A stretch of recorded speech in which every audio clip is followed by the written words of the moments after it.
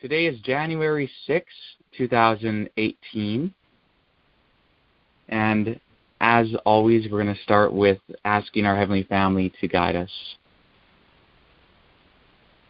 Heavenly Family, thank you so much for another day that we've had to be able to contemplate the truth and to bring our minds into conformity with it.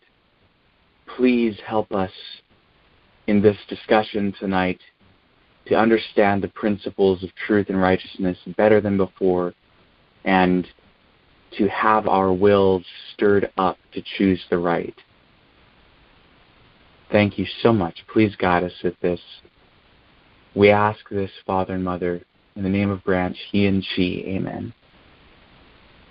So I really enjoyed our discussion last night that was basically prompted by the recent ABC documentary called Truth and Lies, Waco. It was just a good discussion related to David Koresh, the world scene of things, and also principles related to control and coming to our own conclusions and all of that sort of thing. So as I mentioned at the end of the meeting last night, what we would probably be going through tonight will be more comments or questions related to that topic, if there is anything else on that. And if not, it's open for questions in regard to anything else related to the message. So that said, does anyone have anything in mind? I watched something on YouTube. I don't know if it was the same thing, but it was about the Koresh thing and a lot of new stuff that I'd never seen before. And it seemed like they're making a hero out of Koresh and making a bad guy out of the United States. And I was thinking, we're going to have to be very careful that we don't make it seem like we're an enemy of Koresh, or that wouldn't be good. Anyway, I don't know if I'm making any sense or not, but I'll stop there. Okay, well, it was certainly something different. Whatever you were watching was different from the documentary, because the documentary did not portray David Koresh as a good guy. In terms of trying to be careful not to portray ourselves as an enemy to David Koresh, I think we have to be careful to show people how Koresh and us really are enemies one to another. We should definitely consider David Koresh an enemy and all who shared his spirit. And thus we would be enemies to the Koresh movement as well, because this is a war against good and evil, and we are opposed to the principles by which he operated just as much as he was opposed to truth.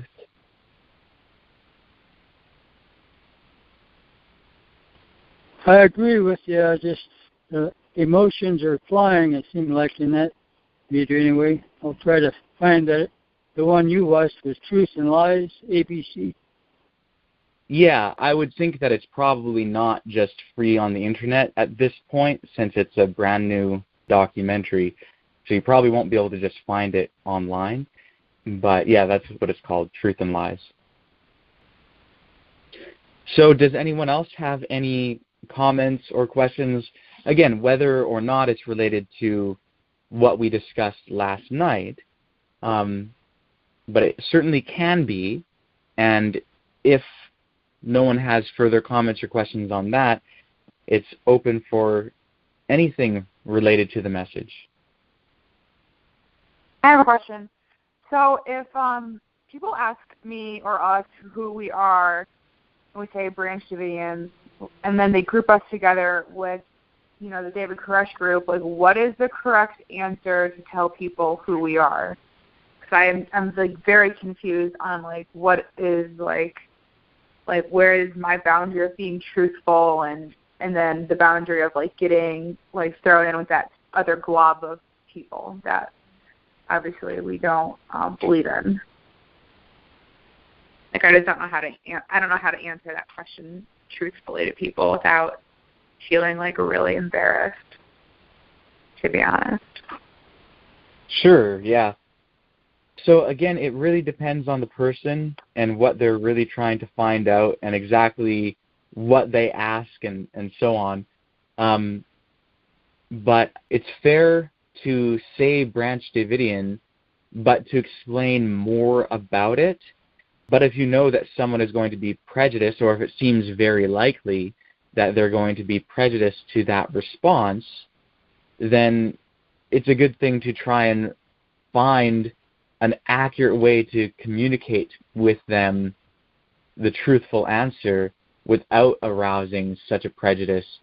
But ultimately, like, the branch name has to be vindicated, and so it's good to, you know, be able to clarify what it is.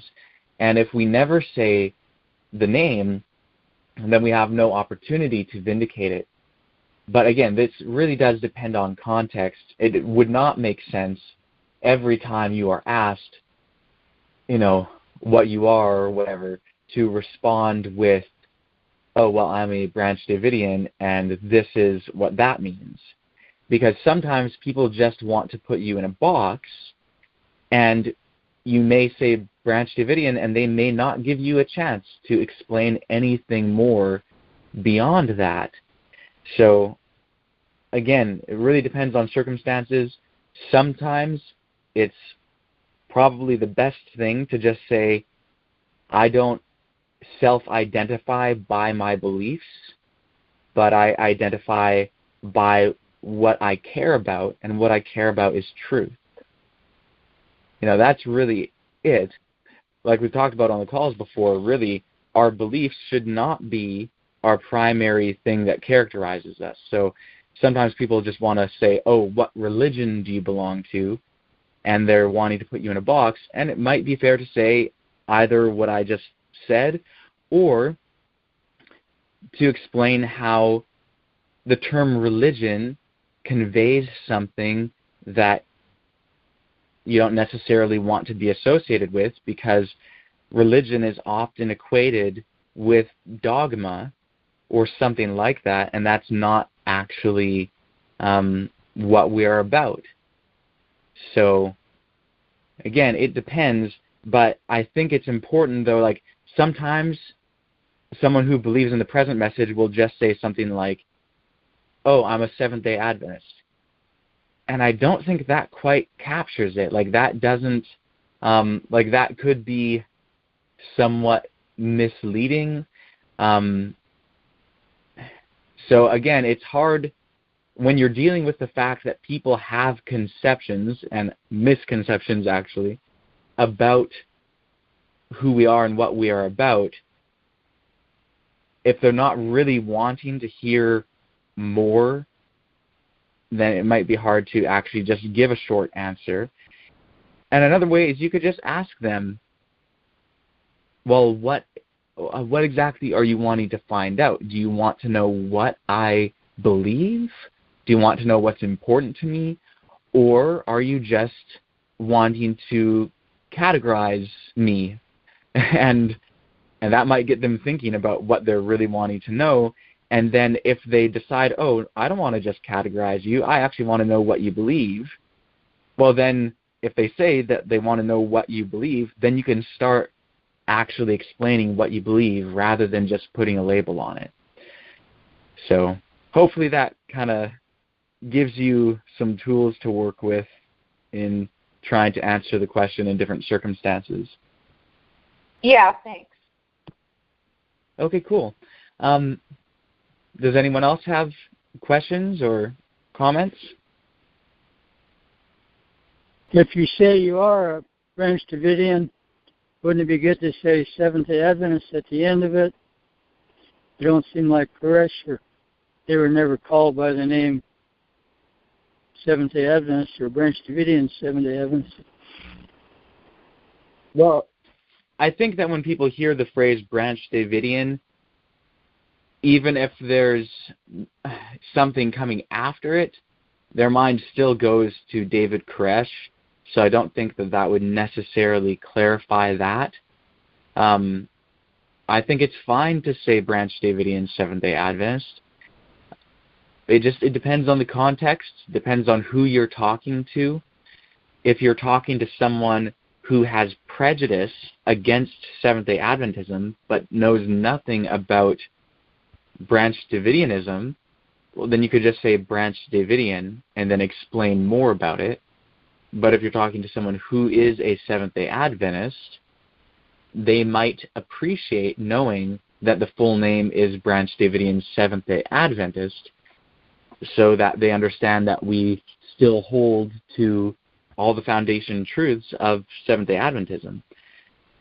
So, again, it really depends. There's no stock answer to any of these things because we're dealing with individuals, and we always have to remember that everyone who we talk to is an individual, and everything that we should do when talking to a person should be tailored to help them the most. It's like Paul saying, be all things to all people. So we just have to find out who they are, what they need, and how we can help them.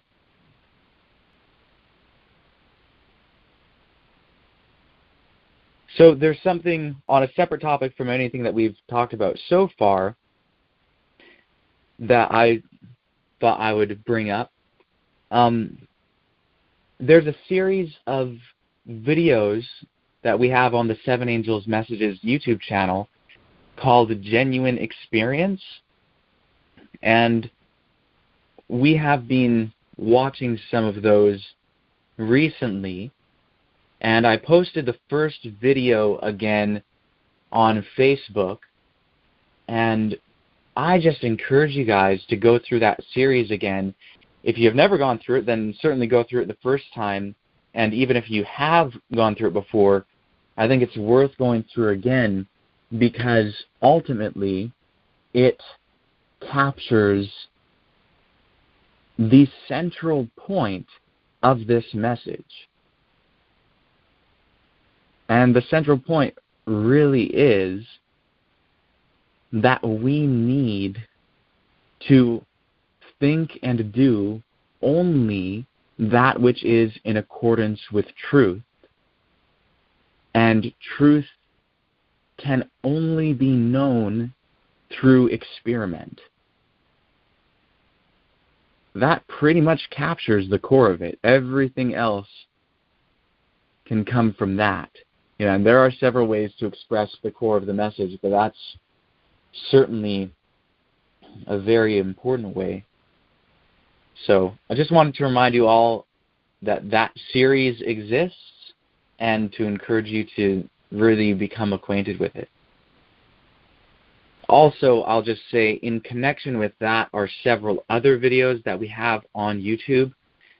There is a couple videos called Understanding Knowledge, and there are a couple others called What is Truth?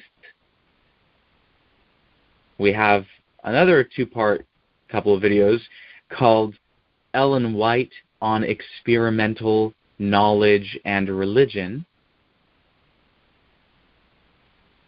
Those are all videos that I made specifically for YouTube. In addition to that, there are other studies that we've had. There's one called The Idea of Truth, and another one called The Science of Knowing. All of these videos that we have on YouTube deal with what is knowledge, what is truth, how to obtain them, and so on. There's actually a playlist that we have on the YouTube channel called The Study of Knowledge that contains many of those videos.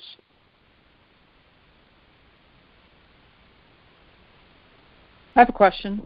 I was reading something in Ben Roden's study on the flying saucer, God's traveling throne, and he was saying that the 144,000 come from the earth, which is akin to the land of the two-horned beast, which means the 144,000 come from the United States. Can you comment on that?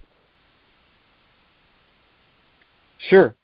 So Victor Houteff, along with Ben Roden and Lois Roden, and even going back to Ellen White, really, advocated the idea that the 140,000 will primarily come from the United States. Perhaps it's more accurate to say from the dominion of the antitypical Assyrian, but realistically, that's probably going to be predominantly from the United States. And this has to do with the fact that the messages that have been proclaimed, which are to produce the 140,000, are primarily being proclaimed in these lands.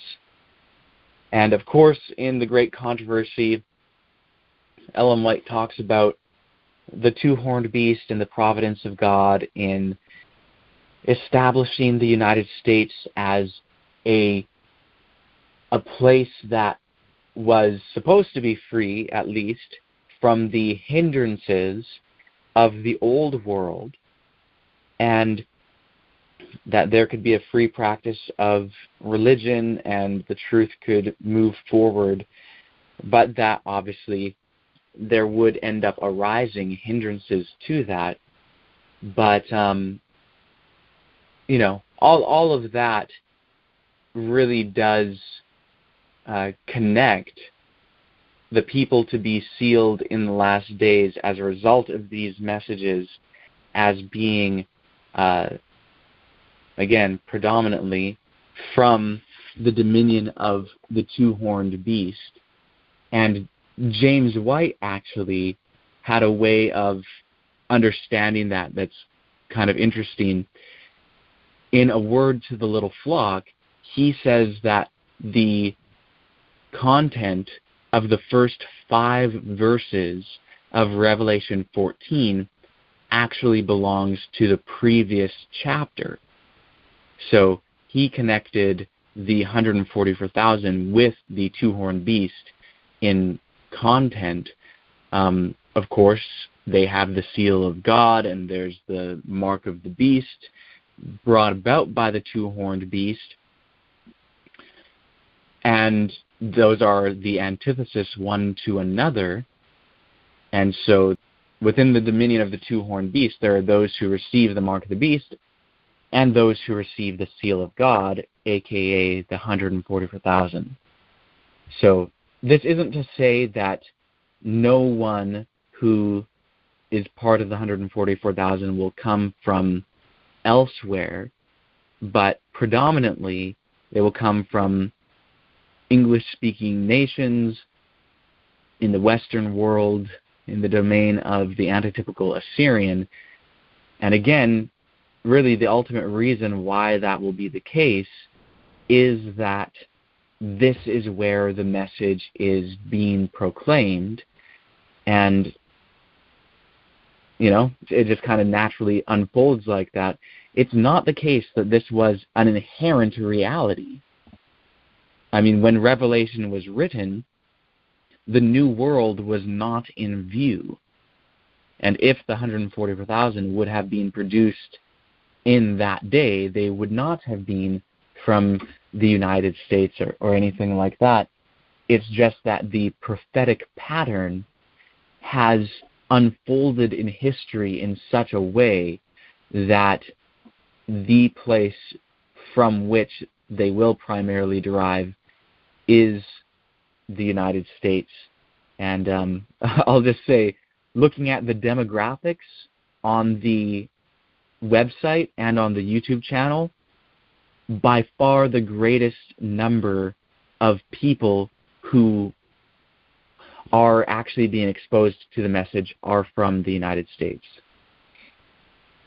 Thank you. Are there any other questions from anyone? How is the book coming? The book is coming very well.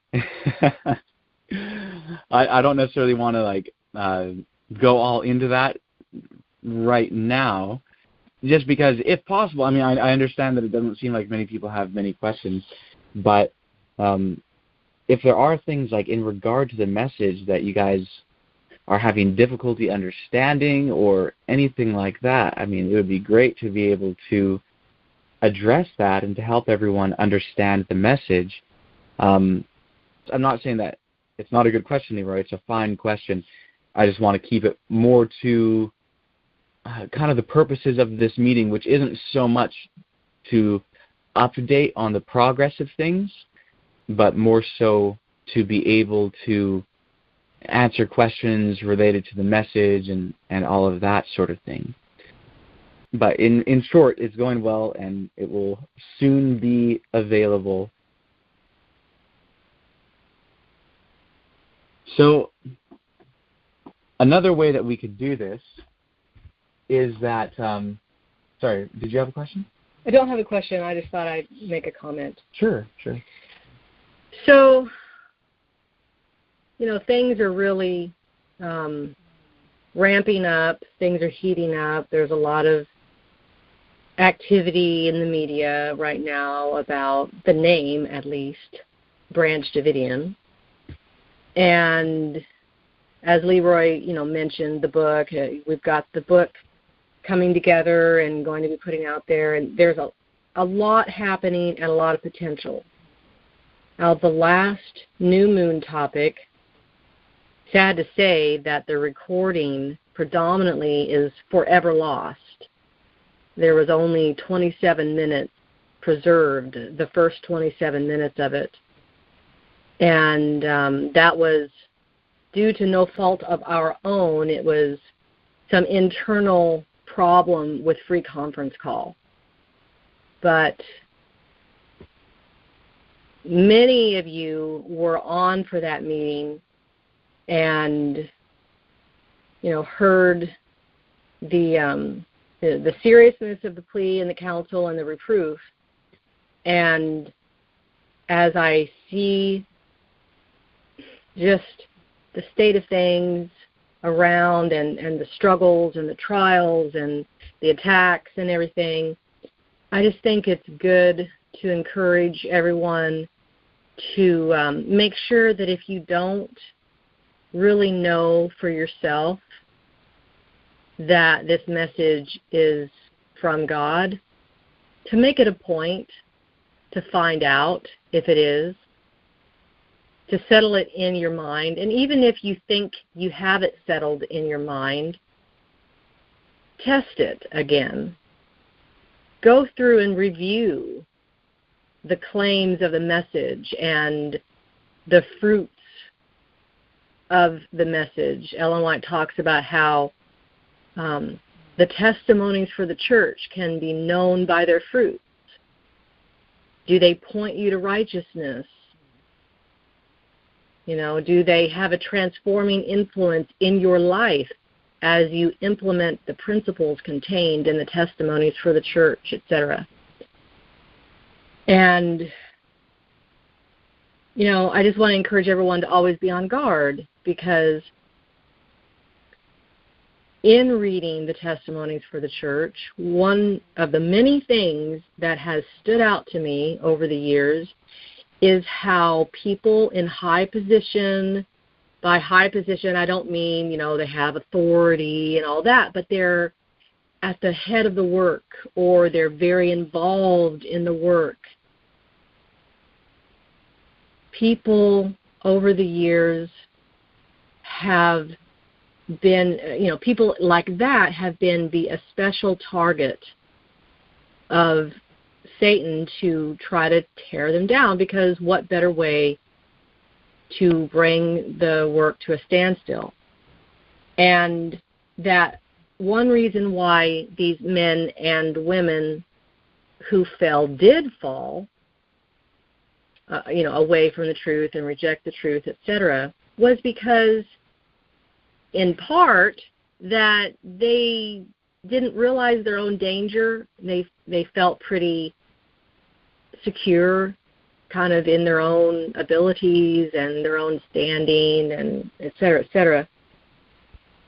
And, I've mentioned this to people in the past how, even myself, like I have to be very on guard because I know, obviously, being married to Trent, that I'm going to be a huge target for the enemy to try to tear me down, to try to get to Trent.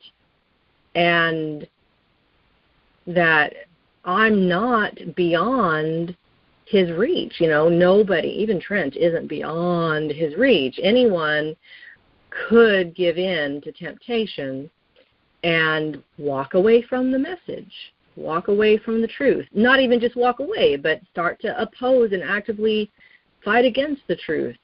And so, as we are coming closer and closer to the setting up of the kingdom in the land, we're going to see greater and greater attacks upon us. And so if you're not taking the time to revisit the evidence and test the message, I encourage you to do so. I encourage you to make sure whether you understand the principles put forth in the messages of truth. Read the testimonies for the church, really study them, examine them, watch the videos on the YouTube channel, on the testimonies, watch the videos or listen to the studies on the Seven Angels Messages channel. And,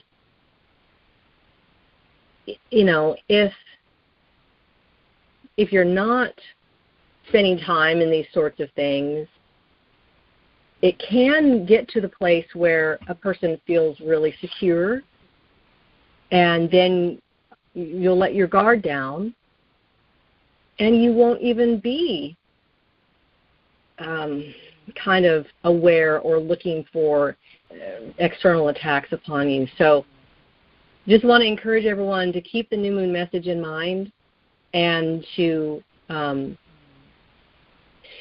gather strength for what lies ahead, because while we can have joy and happiness and all these things, it's not like it's just going to come easy peasy.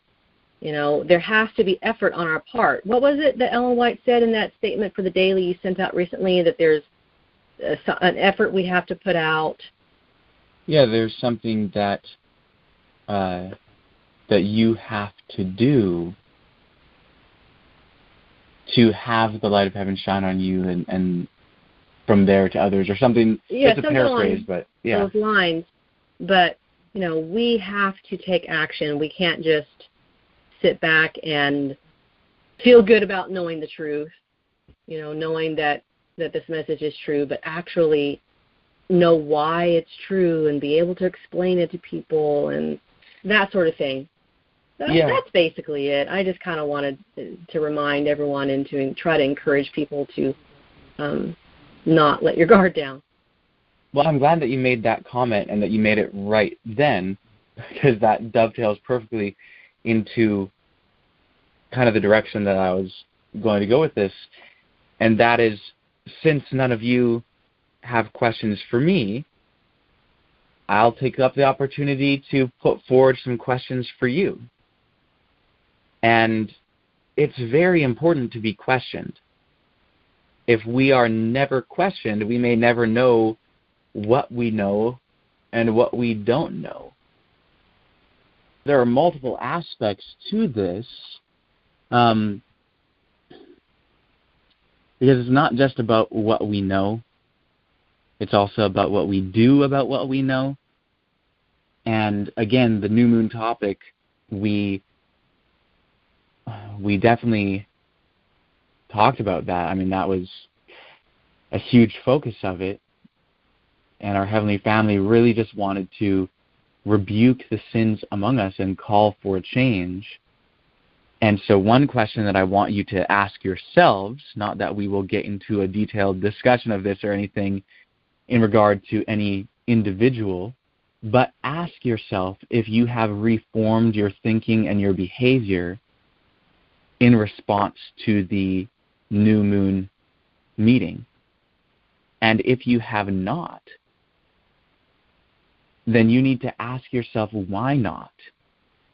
And you need to see if you have any valid reasons for continuing on in sin. Question yourself on that. Do you have any valid reasons? Rather than just feeling like you're just sitting there stuck in sin and just thinking, oh, well, I guess maybe one day I'll come out of it. No. Question yourself. Ask yourself if you have any valid reasons for staying in sin, and really go through and figure out why you're staying in sin if you are. And when you find out why, show how unreasonable it is. It's easy to do something which you are not actively thinking and understanding how unreasonable it is, but it is harder to do something when you are actually thinking at that moment about how unreasonable it is to do that. So really question yourself in that regard. So I'll just start with putting out this question, and any one of you can answer it. But my question to you is, what do you have to offer the world? Well, I would basically say a way to determine what's true, what's moral, a way to live communally with others, other creatures, the creatures of the universe, other human beings, ourselves. There's only one way, and that's the truth. And a lot of people are close, but they don't have the truth in all areas because they don't understand. I think no one really understands, I never did, that morality is outside of God. And I think that a lot of people, those people in the Davidian compound or whatever, wasn't even Davidian compound, but they followed David Koresh, I think, because to me, the Bible was always very confusing. It put forth a very mixed morality, where, slavery was promoted at times. You talked about hitting your children. Well, that seemed to be promoted. Spare the rod, spoil the child. What on earth is that supposed to mean? And a God that kills the firstborn of Egyptian people kind of spitefully because Pharaoh's not doing what he wants him to do. And I don't know, God's morality, the biblical morality, just seemed really bizarre. Like you would think that, Koresh was talking about smashing babies' heads on rocks because that's one of the Psalms, and that if you wouldn't do that, you don't know God, basically. And so of course, if he's telling them to do something more immoral, like give me your wife, well, what are they supposed to think?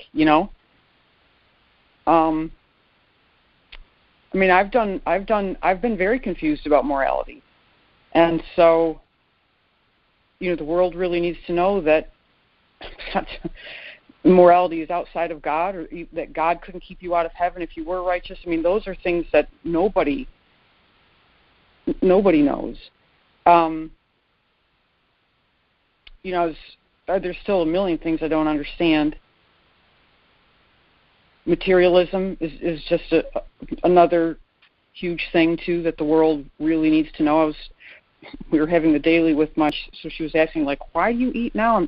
She knows we do eat at a certain time, and so she's asking us why. And so I started telling her about an appointed time, and that God is material, and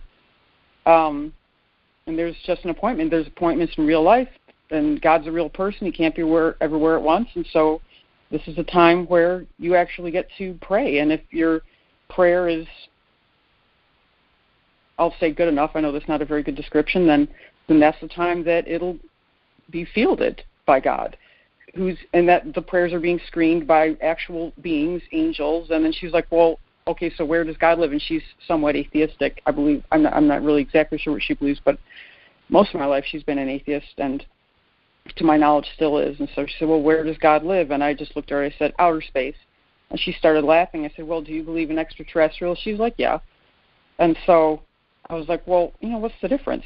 Everything, like, they don't understand materialism. Even atheists really don't. I know a lot do, but I feel really bad for those people that David Koresh killed, basically. And it's all because no one understands morality. I totally see how that happened. So unfortunate, but, I don't know. I guess that's what I would tell the world. Okay, pretty cool. Yeah, I'll kind of divide your comment into two aspects, both of which I think are highly valuable. Both the comments in regard to David Koresh and how those who followed him ended up going down that path. We were discussing this the other day too, how really he was able to build upon an understanding that most people, most Christians, and most religious people in general already have. The idea that God is the moral standard and chooses what's right and wrong, and so whatever God says to do is right by definition, and whatever he says not to do is wrong by definition. And therefore, if he could point to these things in the Bible where God, because the Bible is supposed to be the Word of God, and it's celebrating in Psalm 137, smashing infants' heads against stones, and he's able to use that to say, hey, look, your idea of righteousness clearly isn't God's idea, and you're wicked if you think that this is wrong because God says it's right and this is the Word of God.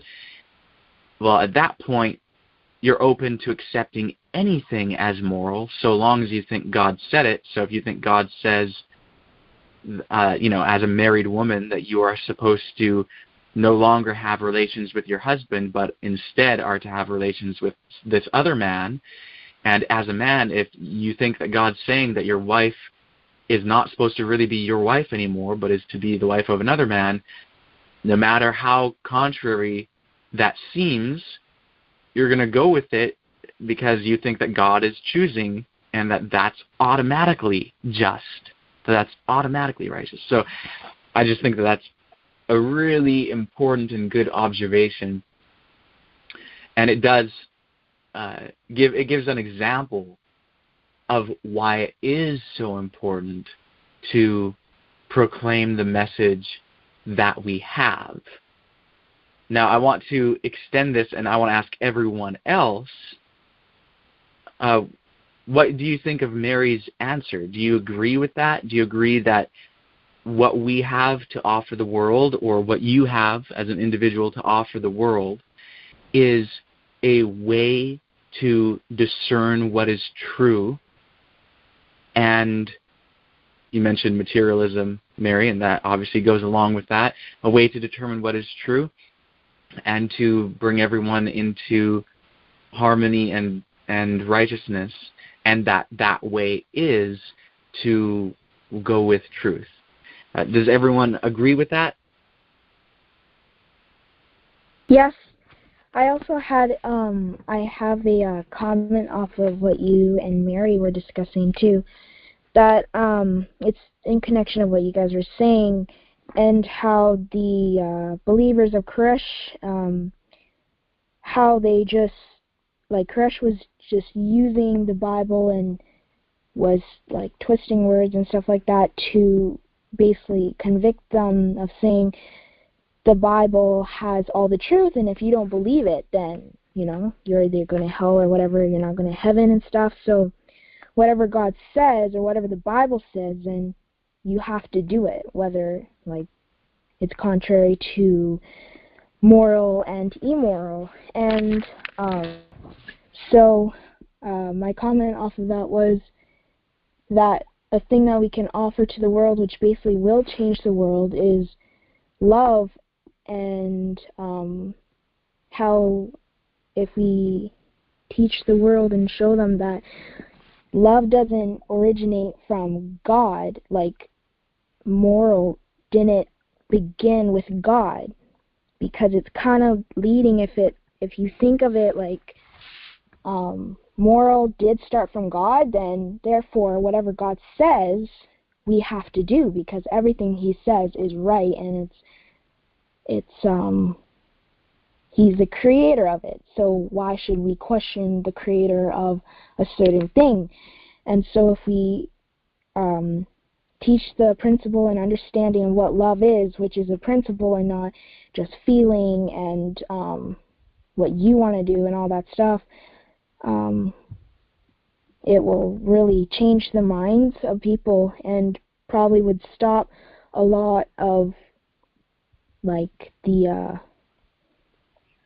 error of the error of understanding of God and what love actually is.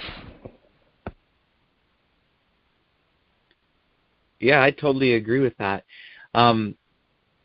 Yeah, I mean, same with, that's a good point, that beyond just morality, there's also even what love is, and often love is viewed, I mean, people wouldn't say that they view it as an arbitrary thing, but ultimately, if it's something that's viewed as having its origin in a certain being, usually viewed as God, well, that carries certain implications with it. In other words, something's basis has a lot to do with its characteristics. And if the basis of love is the Judeo-Christian God, and his love is defined by the entirety of the Bible canon, whichever canon that happens to be for a person, well, a person may end up viewing love in a way that is most likely confused and incorrect on some aspects, and furthermore, just lacking in what it really is. The only way to really understand love is to understand it in light of materialism. Just like understanding truth, just like understanding morality, because of course love and morality are linked, because love compels one to do the right thing for the right reasons, and you can't define right other than reality. Whereas if all of these things are ultimately arbitrary because they come down to the decision of some being who is just right because of might, well, yeah, that certainly does confuse things, and people then who feel like they are in a position of authority over another may convince themselves that what they are doing to those who they consider themselves to be in authority over, they might view it as loving because of their status when it's not actually loving in its character. So anyway, those are just some additional thoughts on what you said. Does anyone else want to express whether they agree or disagree with what Mary said? And you can add on to that Salia's comment as well.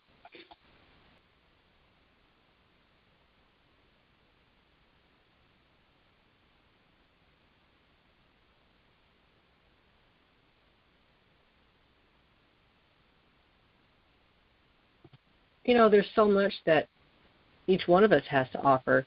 If there's anybody here thinking, what do I have to offer the world? And, you know, and they're not thinking of anything, then I hope that changes, because everyone here has something to offer.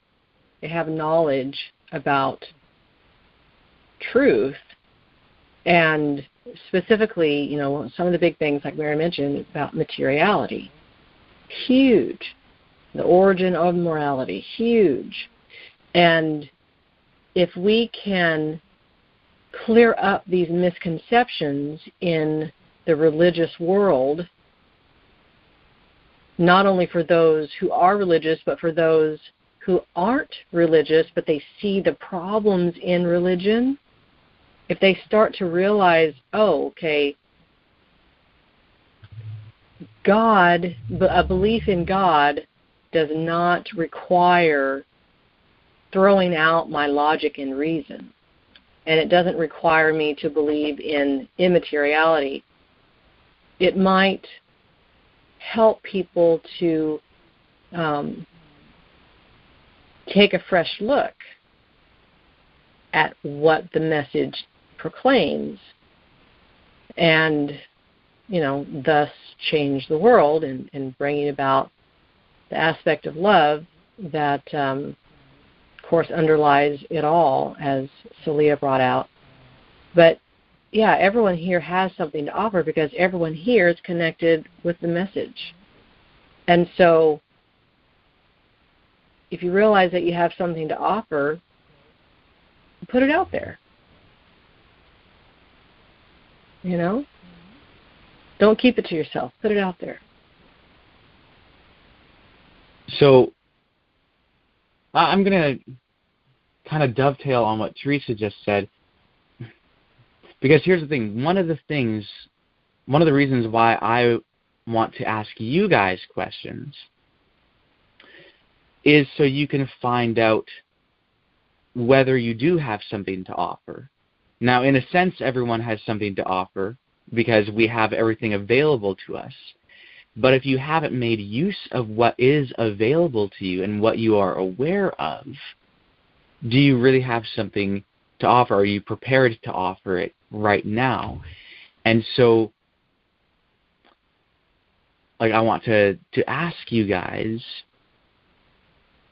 questions that will enable you to see whether you can actually offer something to someone right now, or if you have a work to do in order to prepare yourself to do that. And so, I think everyone, no one has expressed disagreement, and from our past conversations on these calls, I would assume that everyone agrees that the message is about how to find out what is true and how to bring about righteousness and love and harmony by means of the truth. And maybe everyone here would be able to express that in some way to people who do not know this message. But they're going to have questions too.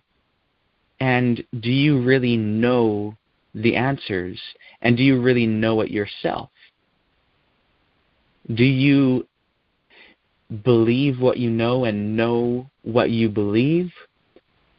Or do you believe something and think that you know it because you believe it, though you do not actually have an experimental knowledge? So I'll kind of go off of one of the elements that Mary mentioned about how, the way to live rightly and live in harmony with everyone else, like humans, other animals, whatever it may be, is by the truth. So now I just want to ask simply, what is truth? Anyone can answer. Hey, maybe I'll answer. What was the question? What is truth? Yeah. Truth, that which is real, that which is right. I guess that's what we'll have to define it as. Okay. Yeah, that's good. Truth is real, truth is right. What is real? Materialism. Okay, what is materialism? Substance that can be measured and felt, quantified. Okay, so substance, something that can be measured, something that can be quantified, it has properties and all of that. Okay, so that's what is material.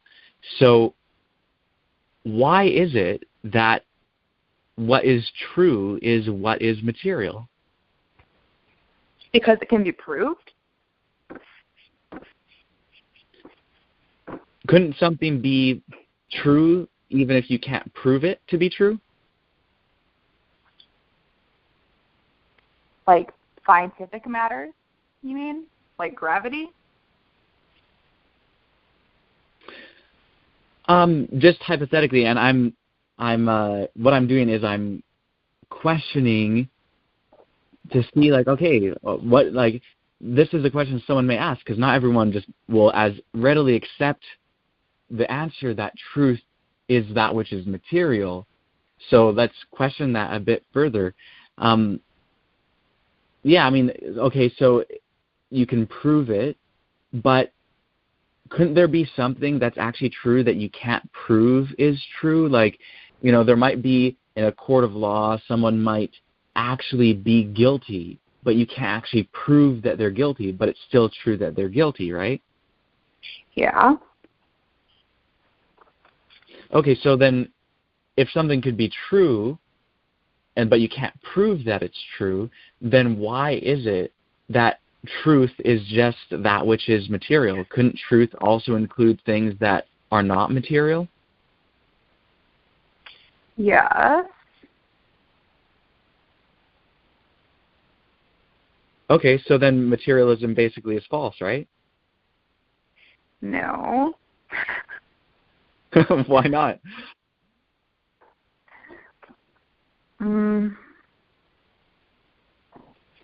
I think the answer would be, if you wanted to see if it was true, you have to figure it out and study it for yourself and then experiment upon that, I guess.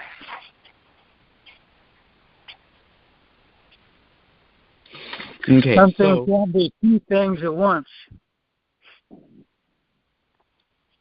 Something can't be two things at once. Okay, before we get to that, I want to keep going on this other train of things. So, okay, so here's the thing. Let me ask everyone else, in the answers that Rachel gave to my questions, would any of you answer my questions any differently? I would answer differently. I think that to be true, it's got to have evidence. That is actually what Rachel said, right?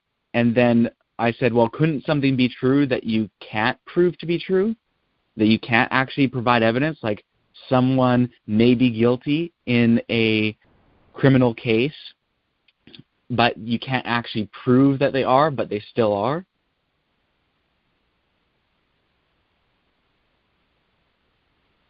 So basically what I'm trying to ask is, okay, so here we're all saying, oh yeah, what do we have to offer the world? Oh, materialism. So I'm asking you guys, how do you prove that materialism is true? How do you show that materialism is actually true? Because you're saying that what's true is that which corresponds to physical reality. Okay, well, why is that? Couldn't it be that there's something that's true that's not actually materialism, not actually material reality? Why couldn't that be the case? It has weight of evidence. How does that make sense?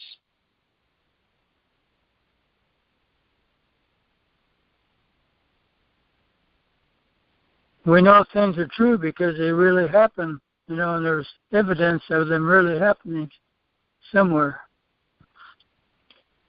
Are you missing the point that there could be something that's true that you can't actually prove to be true? Right? Like, couldn't someone be guilty? Hypothetically, you have a criminal case, someone's guilty, and maybe you can't actually provide the evidence that they're guilty. Does that mean that suddenly they're not guilty just because you can't give the evidence that they are? Does it cease to be true? No, it's still true.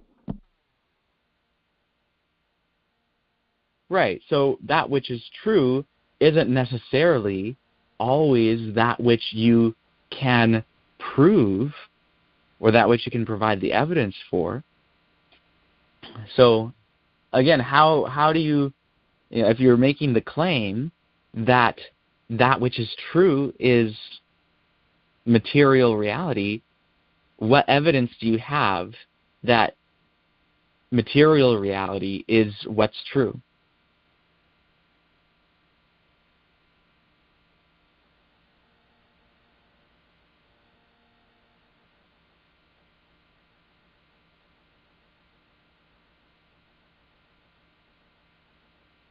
Won't come up with anything to say. Okay, so what do you have to offer the world? You know, if that's the core, if that's it, if that's what you have to offer the world, and then asking a couple questions, no one has anything to say,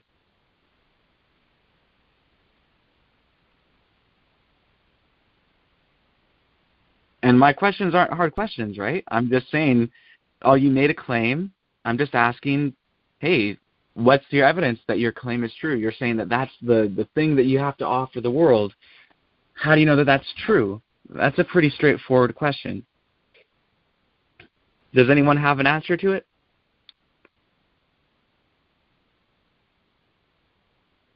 I'll just repeat the whole thing again. Let's hear. Okay. So the question initially was, well, what do you have to offer the world? And the answer, and I agree with the answer. You know, Mary gave the answer that we have a way to distinguish between truth and error, and a way to bring about true peace and harmony and righteousness.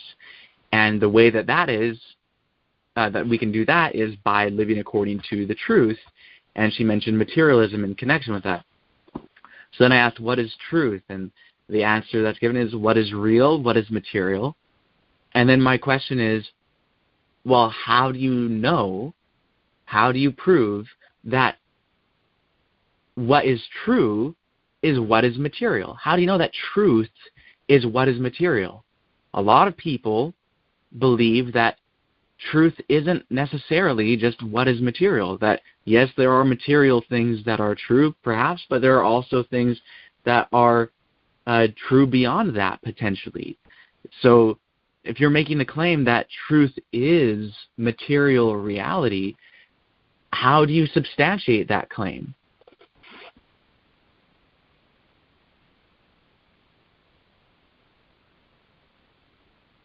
Well, Mom's a little too far away to get up and come over here, so I'll mention what she just said. She said, do an experiment. Okay, and how would you do an experiment to show that truth is material reality?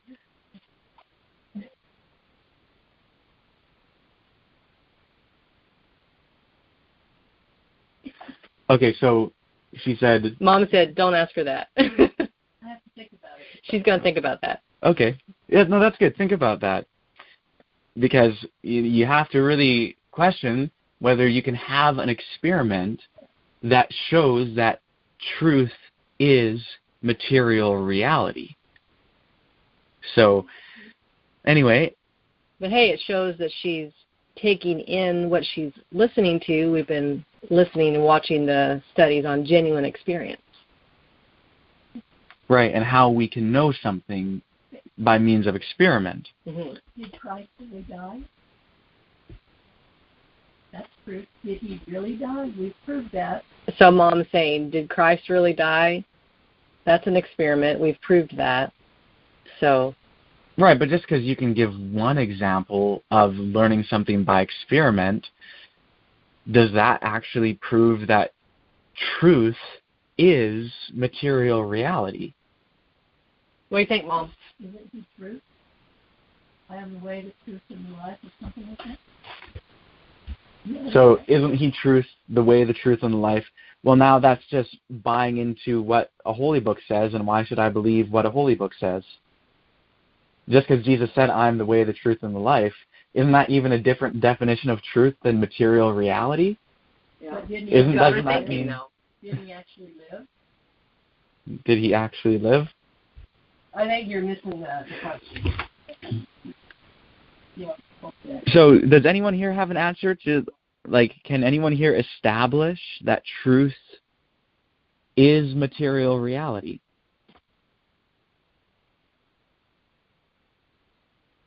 Well, I mean, it seems like in the case of the court case proving someone innocent or guilty, I mean, if you had material evidence for it, like DNA evidence, then you could prove it. And in a court of law, you're trying to prove something beyond a reasonable doubt because, there's certain ththings, like you said, there's certain, like, was there a tape recorder at Jesus' crucifixion? Well, no. So no one knows exactly every word that he said, or, who knows what his mother Mary said, or, there was not a stenographer there or whatever, and so, I just think there's only so much that you can know. I mean, I think the Ancient of Days can know it. Obviously, there's recording angels. I mean, at some point, everything will be known what is true because it's recorded. It will be seen by senses, and it was seen by somebody. Somebody saw it. The angels saw it for sure. I mean, how could you prove that to an atheist? I don't know, but I mean, they would for sure know that this person's either guilty or not guilty. How could you prove it without material evidence? That's still, it's like, I suppose it's logically fallacious to say that just because you don't have evidence, physical evidence, means that it didn't happen. Like you had mentioned, you can't prove that there's a doppelganger of Trent Wilde on Saturn smoking a cigarette right now. It's impossible to prove that, and just because you that doesn't mean that it's true. But, I mean, it is true or it isn't true, whether you can prove it or not. I don't know that that has anything to do with it. Well, I think, like, it sounds, and correct me if I'm wrong, but it sounds like what you're saying is dealing with individual things being true or not true, and kind of how material reality relates to that. But the bigger question, the question at hand, is how do we show that truth means material reality?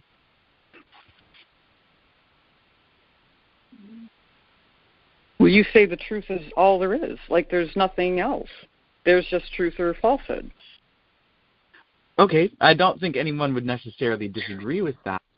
But how do we know that what is included within the truth bubble is material reality? Like, how do we know that those two things are just like that, material reality and truth are really the same thing? How do we know that within the truth bubble it doesn't include other things beyond material reality?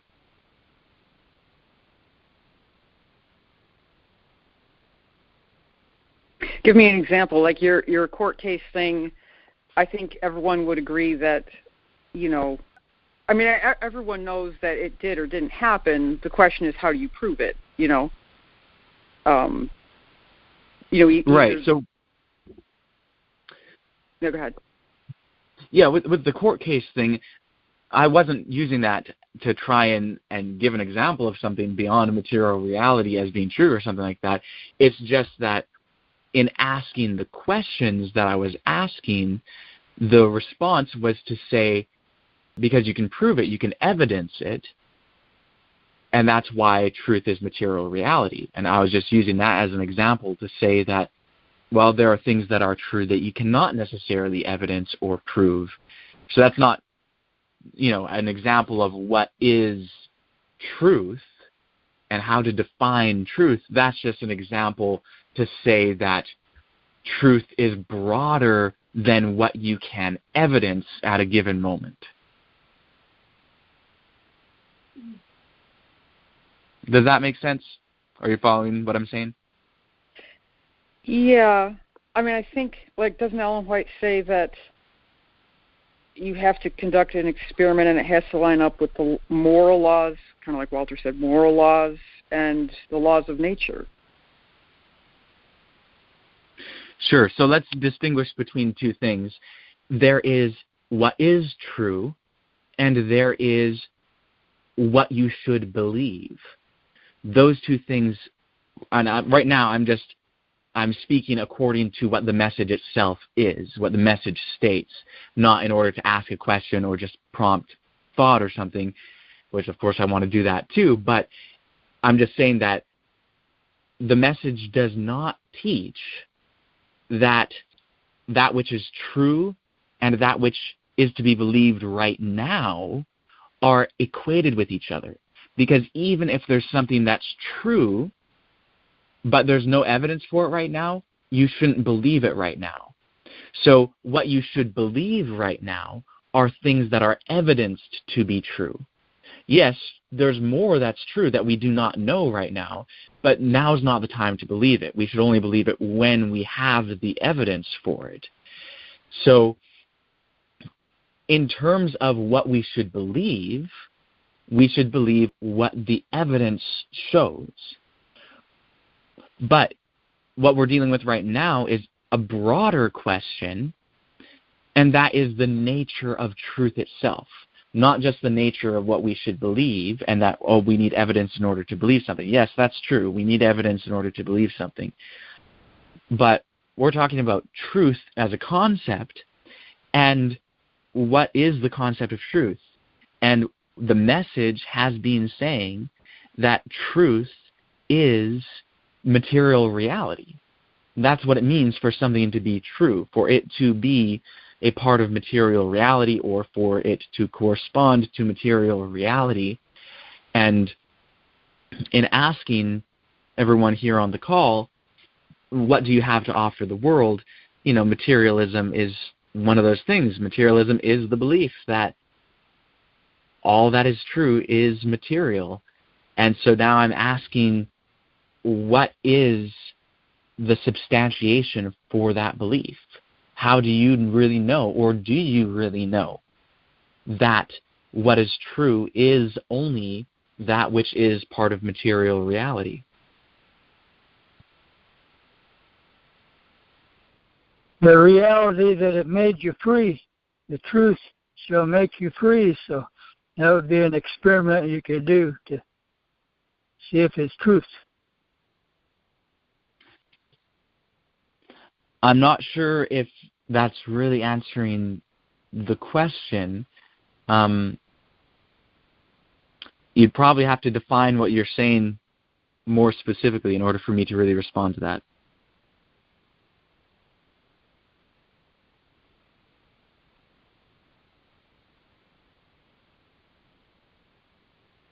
You're asking, how can we know that something is true? And that's just a thought that come to my mind. I've been trying to share for a little while, so I just sort of blurted it out.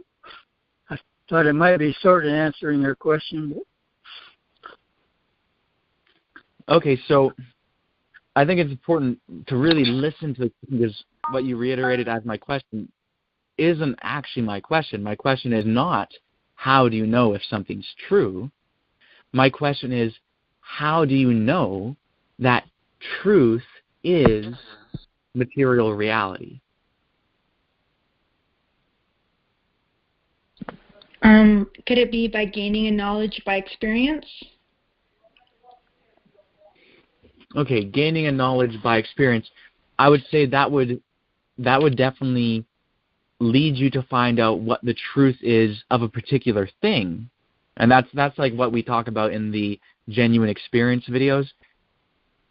You can do experiments in order to establish the truth of a particular question, but is that enough to establish the whole concept of truth as being that which corresponds to material reality? Yeah, I mean, isn't that like James White's whole thing? His immateriality article is, it's either material or it's nothing. And if it's nothing, you have nothing. If you think God is immaterial, then you don't have a God. And I suppose, how do you prove that there's, angels? I mean, you can't see them, but, there's a lot of things you can't see. You can't see the sine waves that are, taking this information from here to Canada to Oklahoma to wherever else we all live. We can't see that, but we have evidence that, I'm believing in the scientists. I guess that's a secondary experiment, that the scientists are saying this is why it happens.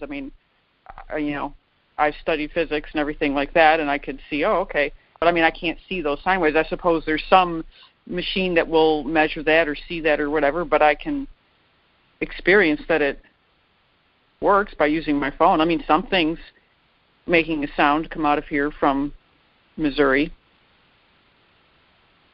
But yeah, it's either material or it doesn't exist. It's one of those two things. I agree with that. Okay, so here's the thing. Right, so the first part that you mentioned, and then you went back to it just here at the very end, too, I want you to kind of expand on that more. The other part is true and everything, but again, it's dealing more with how do we know something and what we can experience and what we can establish to be true in regard to specifics.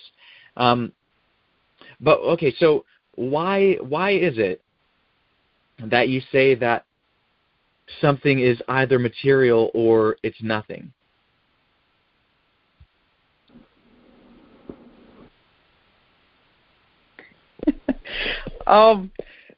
Wow. I guess because if it's nothing, it doesn't exist. I thought I knew this. I guess maybe I don't. Okay. No, this is good though. That's okay. Your comment there, kind of like echoing James White and everything, is coming closest to really answering the question so far in this conversation. That's why I want you to kind of expand on it a bit more and to really try and everyone be really trying to think this through. And before we kind of move back into this for a second here, I just want you to just think about how important this is, right? Just really think about how important this is. We're going to be going to the world, guys, the whole world, and people do not share our perspectives. And so when we express something like, truth is material reality, we can't expect everyone to agree with that. In fact, we should know already that most people don't agree with that. So this is why I'm really wanting to ask these sorts of questions, because you need to find out whether you really know what you're talking about. So this is really helpful. And if you don't know what you're talking about, then in contemplating this together, and I can prompt your thoughts to help you to understand it more clearly, and then you'll be ready with an answer to give. So, yeah, let's contemplate this more. Okay, so the thought again is that it's either material or it's nothing. Okay, so that's the thought. Well, how do we know that that's the case? Or why would we say that it's either material or nothing? Logic says something cannot be material and immaterial. There's no such thing as immaterial material. Okay, so sorry, go ahead. I think someone else is making a comment. Yeah, I was just going to say, you mentioned not everybody believes, right? But it is the only thing as human beings that we will have in common, right? So let's take it, Mary says it's non-existent if it's not material. So basically it's immateriality, right? And therefore, as human beings, like I said, that's the only thing we're going to have in common to show the truth of it all, because we all have senses. We can feel, we can touch, we can smell, we can taste, right? And that is the way that we could sense material, its existence. We can use reason and analyze things. We can conceive of material things, and therefore, if it's immaterial, we will not be able to sense it with all those, senses. That's it for now. Okay, but how do you know that that's not due to just the limitations of our own existence as human beings? Like, sure, it's what we have to work with, but what gives you the justification for going further than that? Like, to me, that only justifies being able to say that all you should believe is material reality because that's all we know. That's all we actually have evidence for. But that doesn't go beyond that to justify the position that nothing else exists, because that's speaking to the unknown, right? That's like going beyond what your senses can tell you. But is that to say that what our senses can tell us is all that there is? We can show people that belief in immaterial things is totally crazy because an immaterial thing can be seen, felt, heard. There's no such thing as an immaterial thing, so quit believing the lie. I really don't think that would be a helpful way to communicate to people, because here's the thing, like, for you to just tell someone that an immaterial thing doesn't exist, quit believing a lie, well, what if they believe that immaterial things do exist? Or even if they don't believe that they exist, the point is that even if there's no justification for believing in the existence of immaterial things, that's separate from whether you have justification for saying that immaterial things do not exist. Because what we're saying with materialism is not just that all we have reason to believe is material reality. We're actually saying that a non-material reality does not exist. That's making a claim. And we're building things off that claim, right? Like, we're saying that, non-physical things do not exist. There's no such thing as a non-physical thing, that material reality is all there is, and now we're defining terms by that, right? We're saying that's what truth is, and now we're saying that morality is built on what is physical reality. We're saying that all of these other things, that everything else that we're dealing with is built on that concept, materialism, the idea that all that exists is material, and any proposed non-physical reality does not exist. That's a claim. It's not enough to just say that someone has no reason for believing in their belief. Saying that there's a bad reason to believe something and therefore that belief is false is committing the fallacy. That's a logical fallacy. To say, you only have bad reasons for believing this, therefore your belief is false. That's a fallacy. So what is the substantiation for believing that there is no non-physical existence?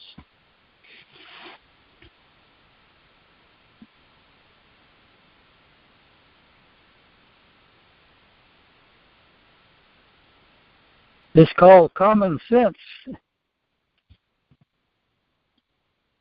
It's not the common sense of the vast majority of people in the world, as manifested by the fact that most people are religious, and it wasn't your common sense prior to this message. In fact, the message teaches that common sense is not reliable, that we shouldn't go by common sense.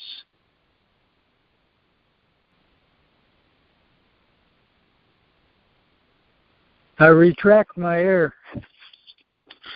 Logic. Well, amen to retracting the error. What about logic? Is logic trustable? I guess that's a question I should be asking you.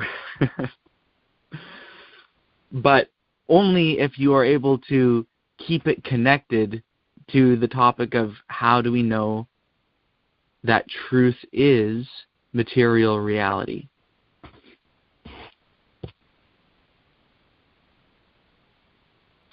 However, I will add to this an argument that is given by some Christian apologists who argue against materialism by saying that if materialism is true, then logic is not trustworthy because it is just the product of our material minds or our material brains, and our material brains are just random bits of matter that have been assembled and are doing whatever and happen to think in this way, but we have no reason to think that our way of doing logic is actually designed to bring us to an understanding of reality.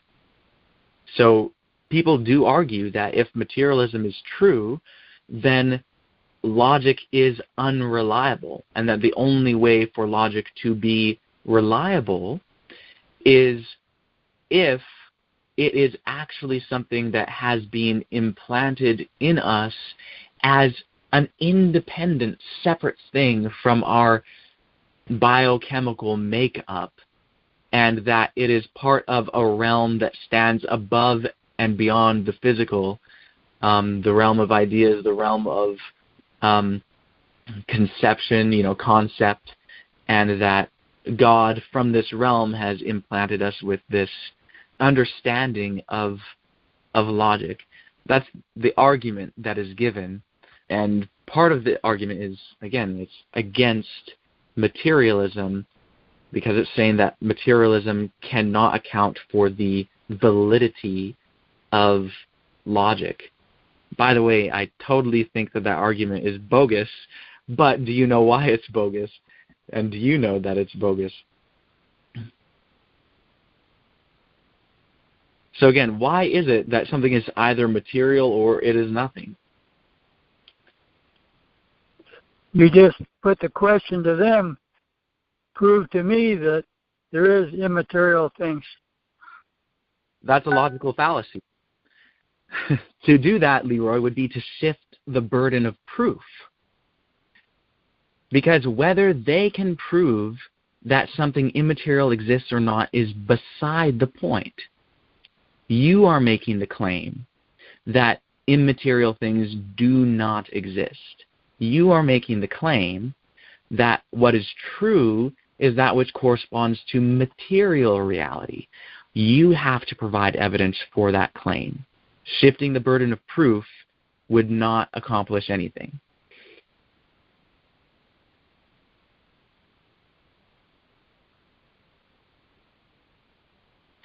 It's a good thing to have our beliefs subjected to scrutiny, because if they are not subjected to scrutiny, how will we know whether we even know them to be true? That's why it's so important to do this. Now, as you guys know, I fully believe that materialism is true, and I can explain why that which is true is that which is material, and why non-material things cannot and do not exist. But me knowing how to explain that is not a substitute for you knowing how to explain that.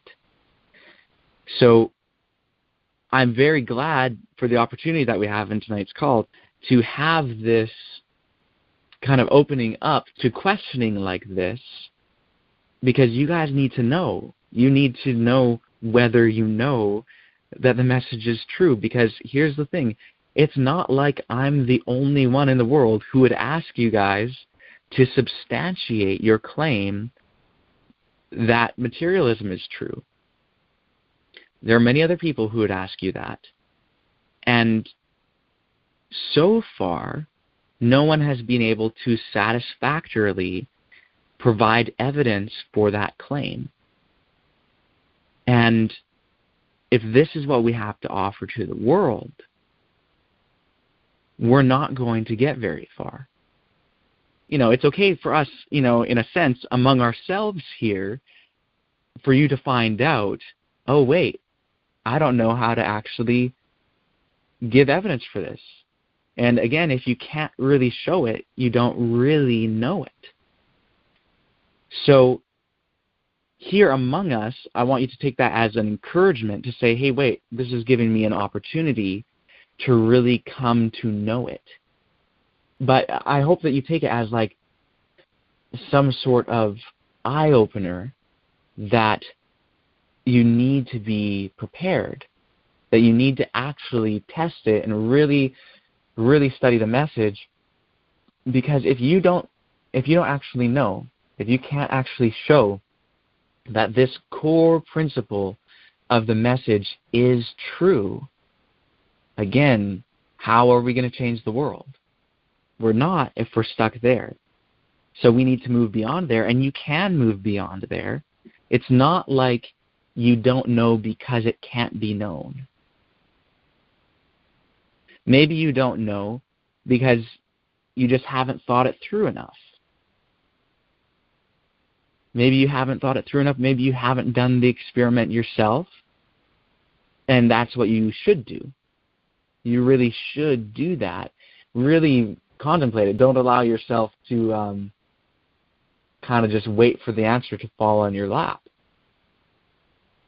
And in order to not encourage the idea that the answer is going to just fall on your lap, I'm not going to explain the evidence that materialism is true on tonight's call.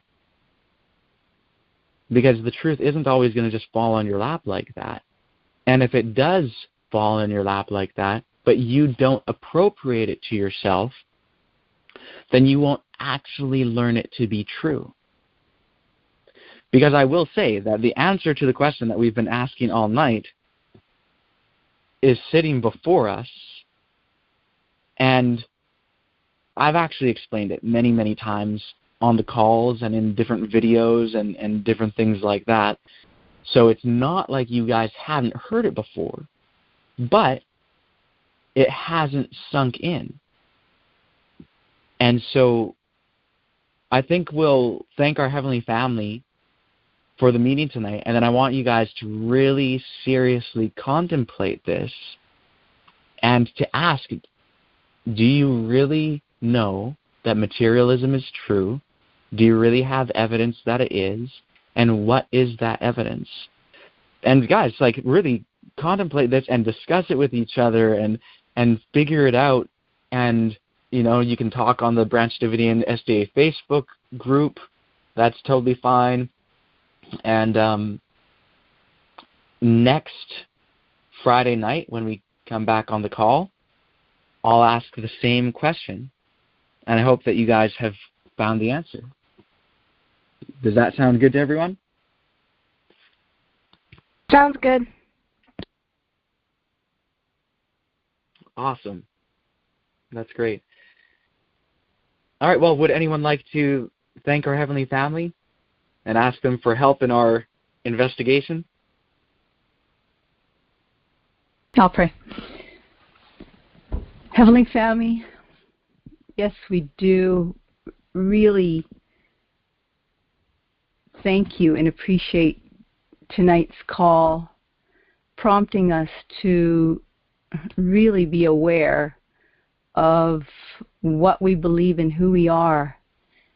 And I pray that this will be something that'll really provoke us to really understand and dissect and analyze the truth of the matter, especially the whole definition of truth.